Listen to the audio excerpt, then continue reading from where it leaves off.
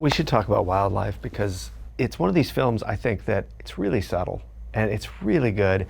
Paul Dano directed it, first-time director, wrote it with his wife, Zoe Kazan, and it's you and Jake Gyllenhaal. And I just wondered if, seeing this script, if it stuck out to you as not a part for a woman that you get to see that often.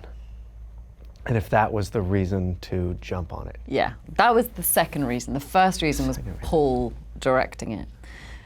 So Paul calling me and saying, I'm going to send you a script that I'm going to direct. And I was like, in my mind, I was like, I'm doing it. But then I do have that tendency to like jump on things. Right. If I have a gut instinct about something, I'll be like, I'm in. And then sometimes I get in trouble because maybe a couple of days later I'm like, oh, maybe I'm not in. But with Paul, I was like, I'm in, but then I stopped myself from saying it because I was like, but wait to see what the part is. And then he emailed it and I read it and I was so happy that it was that good a part. What struck you about it?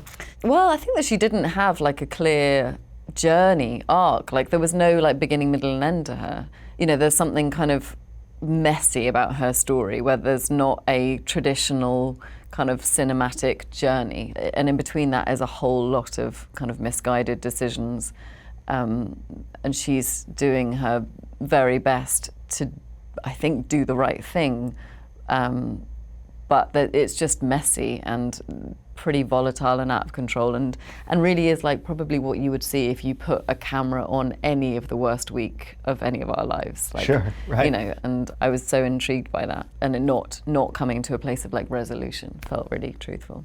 Now, Paul being a first-time director on this, but being an actor, it made me curious if you'd ever been directed by an actor before, and if it was a different experience to have someone who really understands that process.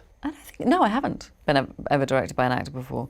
But yeah, I mean, he had that extra thing where he could see, like, you know, every time I was holding back because I was a little bit afraid to do too much, or, you know, I was not really kind of standing behind my choices, he would know when to step in and, like, encourage me. Or he could see that. Yeah, I remember the scene where Jake leaves for the wildfire, and then we got to shooting it, we kind of got stuck in a rut, and we both were getting kind of frustrated. And before we got to the point where that kind of implodes and becomes kind of a problem, Paul like stopped us, and we did some weird like acting exercise thing that I've never done before in my whole life, and then took 5 minutes to do that, and then went back, and then the scene was great again. So like he was really? So good at noticing, probably because he's experienced all of it himself, but like he was great at noticing those things and just changing it up so that we could keep going. Was there any fear that first-time director that it was going to be difficult? No, not with Paul. I kind of thought like, you know, he's so cool, Paul, and I was like, well, 28-day film, you know, period film, like it's really stressful, like maybe I'll see him like ruffled. And I never saw it. He was just always like completely chilled out. You just needed the secret camera in his hotel room. I know, and I'm sure if I'd seen, you know, and I know now, obviously, after we've shot it, that it was like obviously really stressful and things were changing all the time, and the stuff that happens on indie filmmaking where you like lose a location or you wanted 30 extras and you can have 7 and all that stuff was happening like every day, but he just never let it kind of come into the set. Hey folks, thanks for watching. If you like what you just saw, then why not subscribe? Click right here for lots more off camera. And if you want to see the hour-long version of these conversations, I'm going to give you the secret link. Here it is.